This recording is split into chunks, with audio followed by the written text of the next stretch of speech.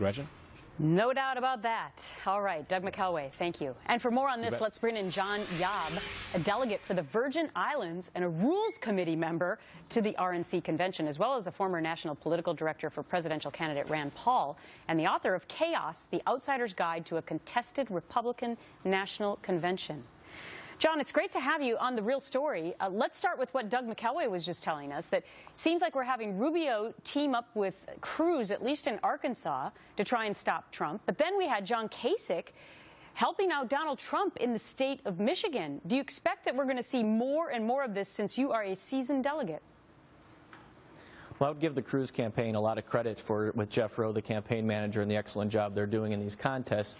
But I think you'll see that on a state-by-state basis, you're going to see various campaigns teaming up in order to maximize the election of these Rules Committee members, Credentials Committee members, Permanent Organization Committee members, and Platform Committee members to make sure that they have their voices heard on those critical committees that will ultimately determine who wins the nomination in Cleveland. Yeah, because I guess, you know, with Rubio's delegates, they have to remain bound to him, at least on the first ballot.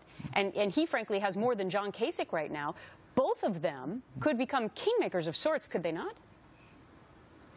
Those delegates are very, very important. Conventional wisdom is such, the rules aren't finalized yet, as you know, but conventional wisdom is such that it'll be analyzed on a case-by-case basis in terms of whether those delegates are bound or unbound.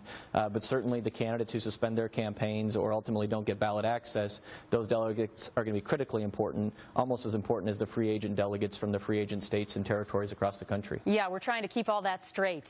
We need a primer ourselves here. So let's turn now to the Virgin Islands, where you are a delegate. The Virgin Islands has 9 total GOP delegates, and they are all unbound. But John, explain this to us, because actually you're from Michigan, and you just recently moved to the Virgin Islands.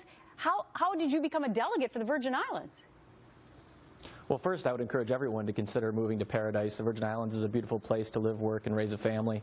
I've been spending a lot of time there over the last decade or so. Moved there last year. My children go to school there. I own a home there, and I ran for delegate there. Virgin Islands Republican Party has been in a little bit of turmoil. They've had some debt. They've had some problems. They haven't elected any Republicans to office down there in a long, long time. And so the folks down there are hungry for new leadership. And we were able to get the support of the national committeemen, several of the party officers, and ultimately win the most votes in the caucus, about 3 times the number of votes that anybody had received last time. Okay, so you are also on the Rules Committee.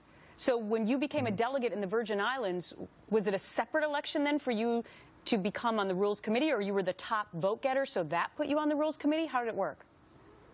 Yeah, we had a separate meeting last Friday where we selected the committee assignments and the delegation chairman. Republican National Committeeman Holland Redfield was elected as the delegation chairman, and I was elected to the Rules Committee. It's a fascinating process, and we're just getting started on the whole thing. John Yaub, delegate from Virgin Islands, thank you.